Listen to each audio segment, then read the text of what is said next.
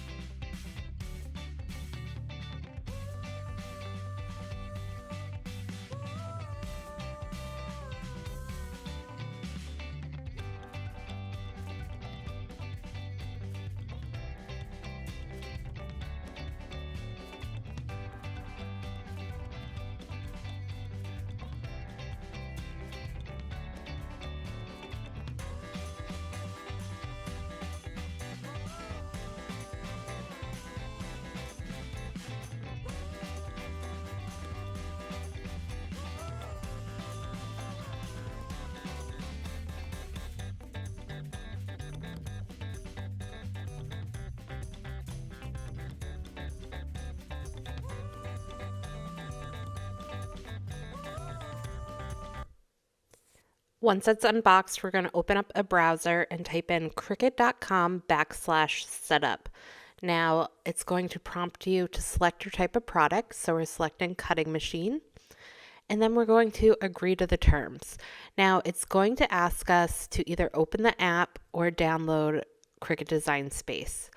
So we're opening the app. It asks you, like, do you want to open an app from the internet? And more than likely, it's going to have you install updates. If you've been using Cricut for a while, you'll know they are famous for their updates just about every time you open Design Space. So it's bringing us back to this page, and we're going to click Open App again, and then it will open Cricut Design Space, and a pop-up should come up, and you're going to select what type of product you're setting up again. So Smart Cutting Machine, and then Cricut Venture.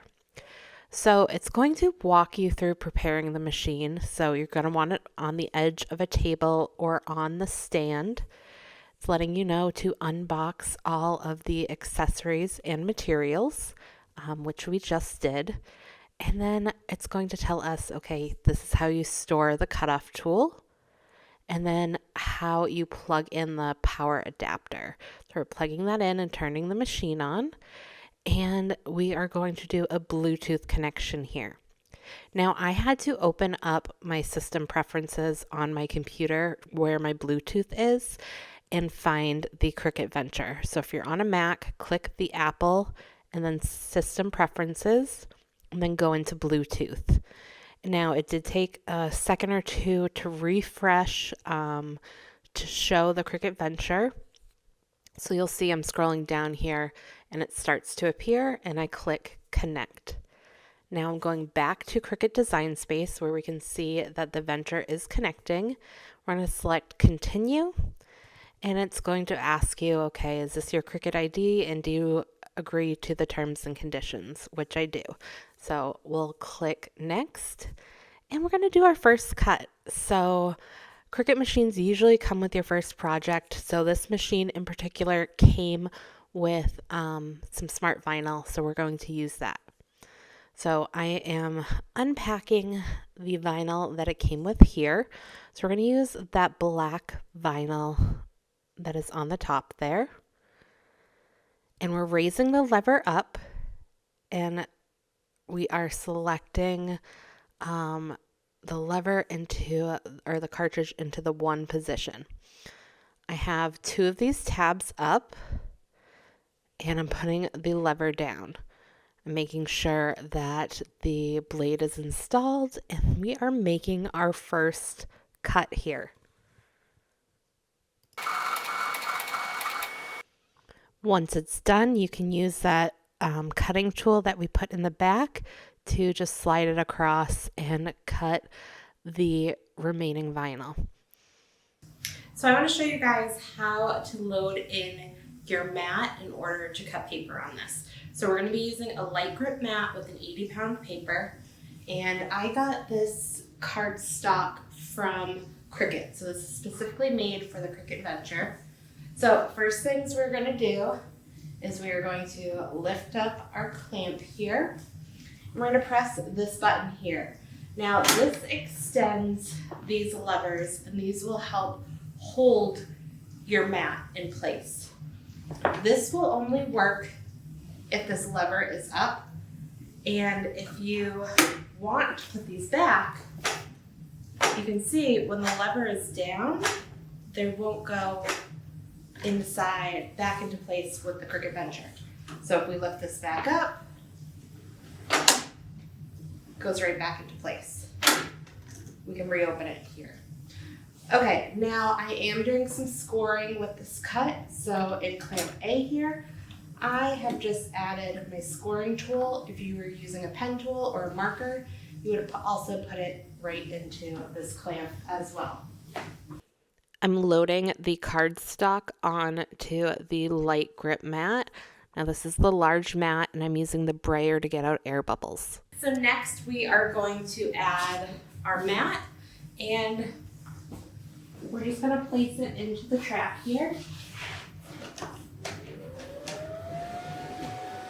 You'll hear like a fan go on, and that's kind of pulling the mat into it.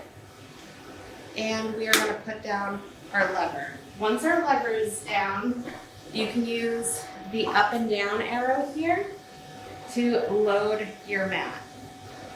So you'll see it will measure the length of our mat.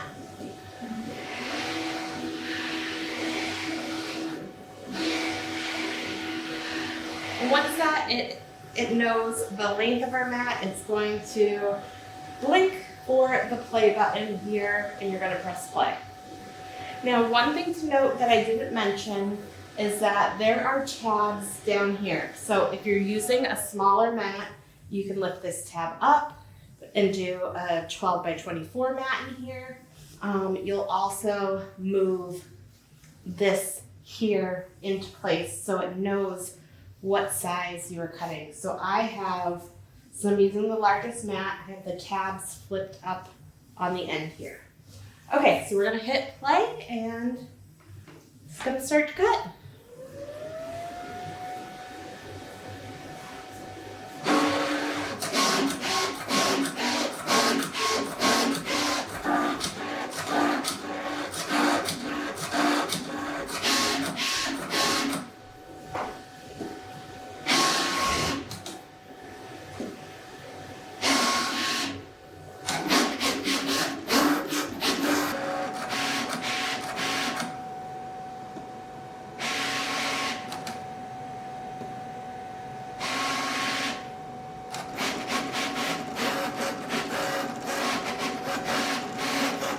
Honestly, it was that quick to cut and to score it. So to remove this mat is a little bit different than our other Cricuts. We're gonna lift this lever up, and we're just gonna pull it out. Let's talk about one thing that I forgot to do in that video. This is something that I am learning. Okay, so I forgot to put on this like mat extension. So this Y clip here fits right into the bottom.